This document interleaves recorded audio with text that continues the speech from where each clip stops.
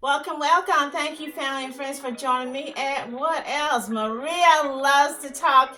Happy New Year! Happy New Year 2025. So let's go ahead and get on with these videos, you guys. This is WYFF 4. Bond denied for suspects charged in Lawrence, Laurens County murder. This is current too, I believe. Well, May 2024. Okay. Jerod, a mother was found deceased in her Lawrence home, and the suspects in that murder stood before a judge Wednesday. To Owens' family, her 11-year-old son found her deceased in her bedroom after he came home from school. She didn't show up to pick him up from school. He had to walk home, crawled through a bedroom window, and found his mom deceased in her bedroom, Owens' sister said. Simmons and Harris were arrested 6 days later in Michigan and were extradited to South Carolina. Both suspects are facing murder and weapon charges. Again this afternoon with breaking news out of Lawrence County. Bond has been denied for 2 people charged in a murder investigation. Officials say the suspects were found in Michigan and were just extradited back to South Carolina. Our Carlos Flores joins us now live outside of the City of Lawrence Police Department. And Carlos, can you tell us about the bond hearing? Well, Rashad, both bond hearings went by fairly quickly for both defendants. Neither of the suspects spoke, but they had to listen to the family of the victim. Now we know 42-year-old Jerod Harris and 33-year-old Adriana Simmons stood before a judge facing charges in connection to the murder of 46-year-old Patricia Owens.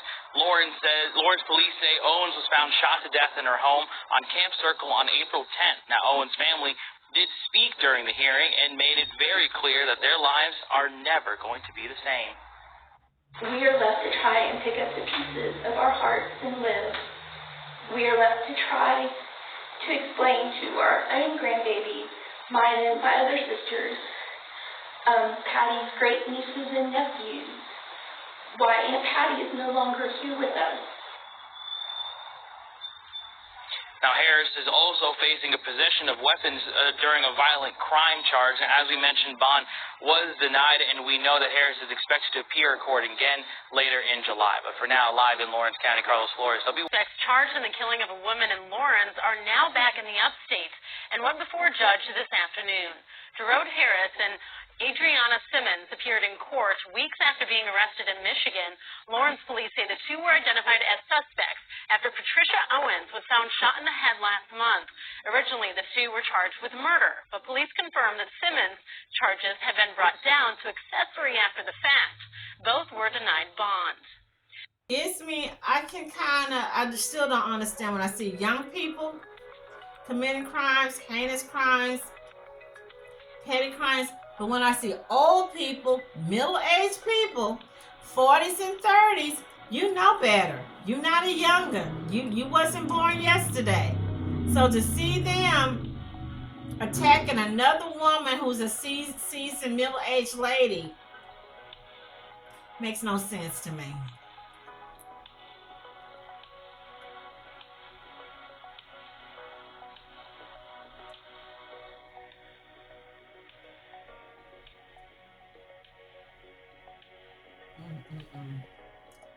Family described Owens as someone who loved her family intensely and never hurt anyone. She had welcomed Harris into her home, and family said he had been a part of the gatherings in the past. So the black dude, I don't know if he was her man, her love, or just platonic friends. So he is the person that knew her.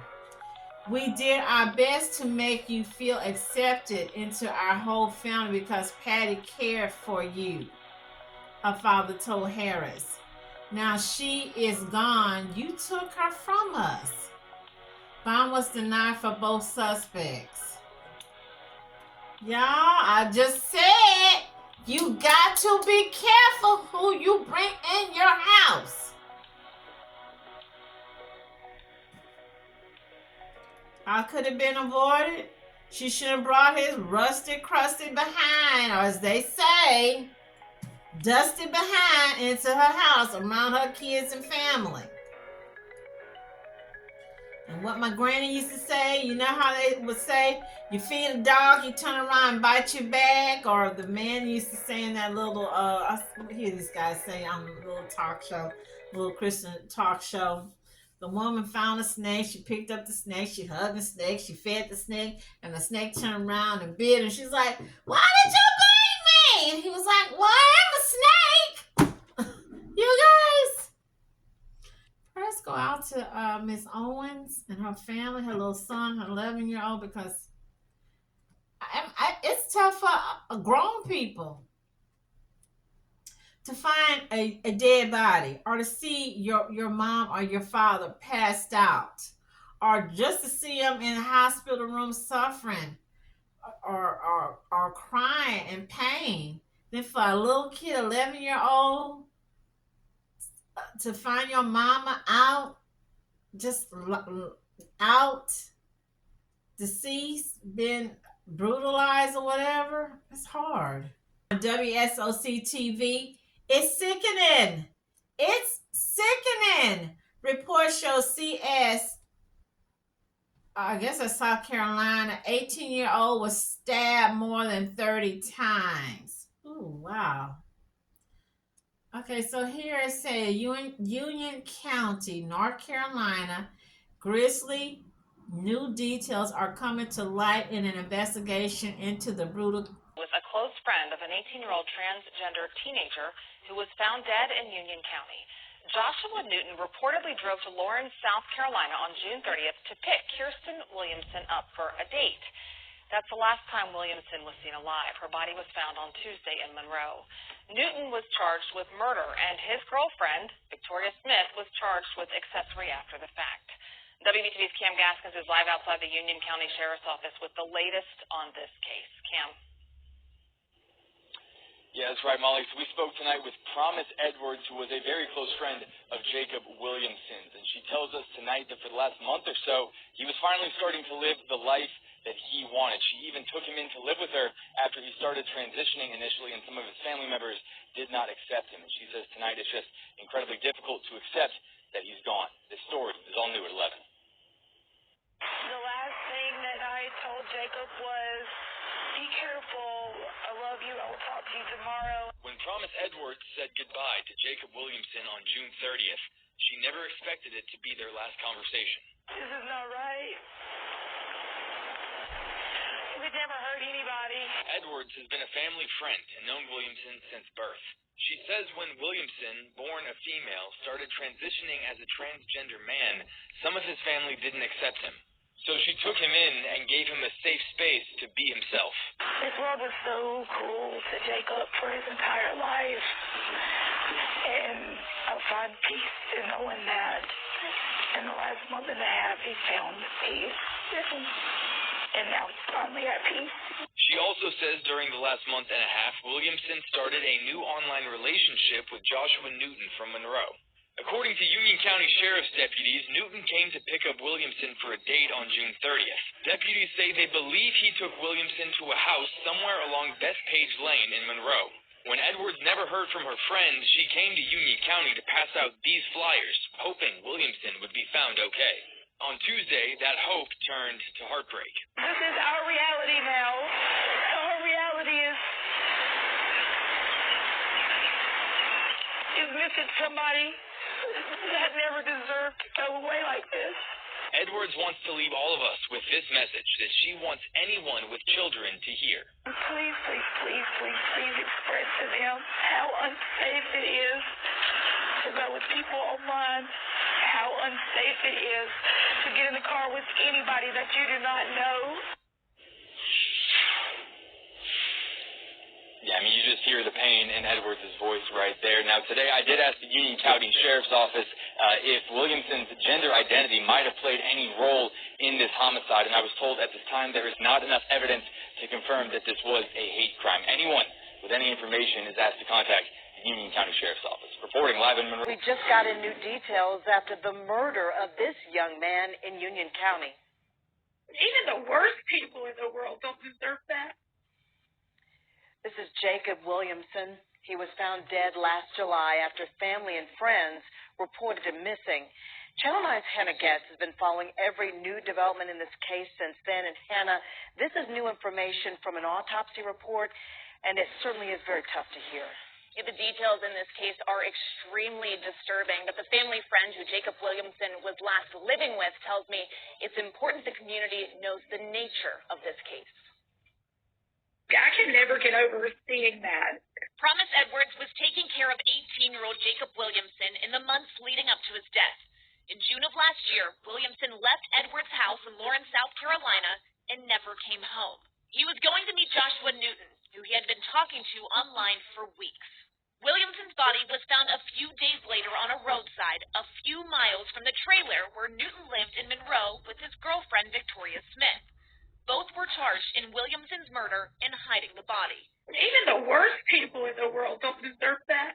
Now, for the first time, we are learning about the brutal details that led to Williamson's death, many of which are too graphic for TV. The autopsy reveals the cause of death was multiple sharp force injuries.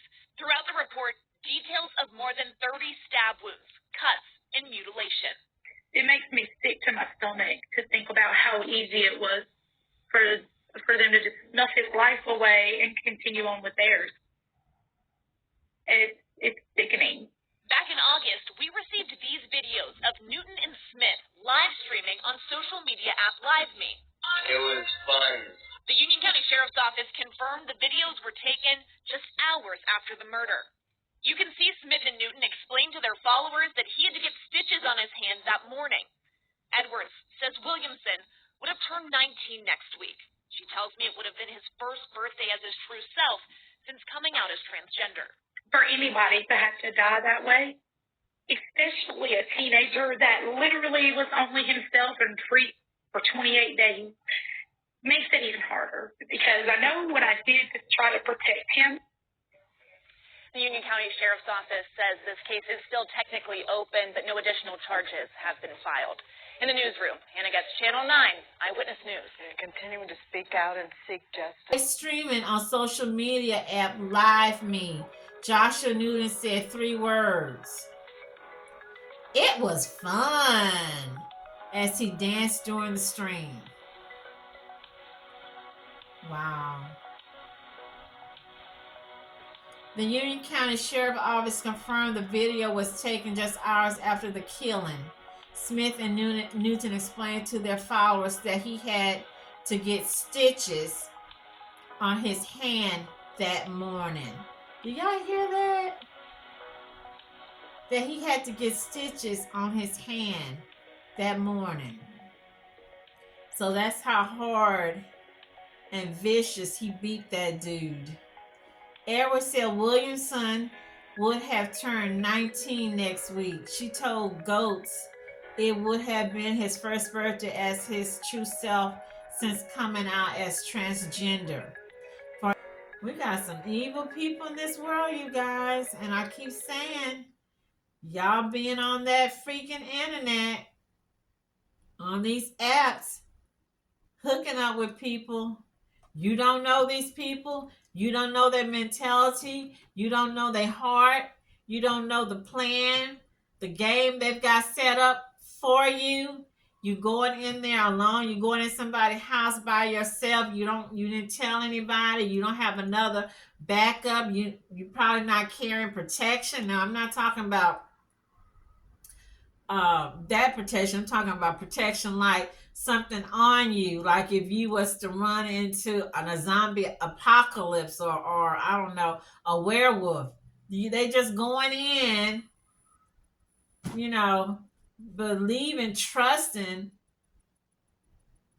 someone you just met. We're in a position now you really can't even trust folks, as you saw in the previous video I did with the woman Verzi, friend, doctorate psychology major, went to visit her friends and deleted one of the twins. And the people knew her for years. You never really know someone. Prayers go out to this young man, but Y'all need to tell somebody when you got these new friends, these people that you mean you hooking up with on the internet, and carry you some type of protection with you if things go south. Transgender teenager says he hopes charges are upgraded against the man accused of stabbing his client as she got off a Metro bus last month. We also heard from the victim for the first time today. Katira Winfrey is live downtown with the very latest. Katira.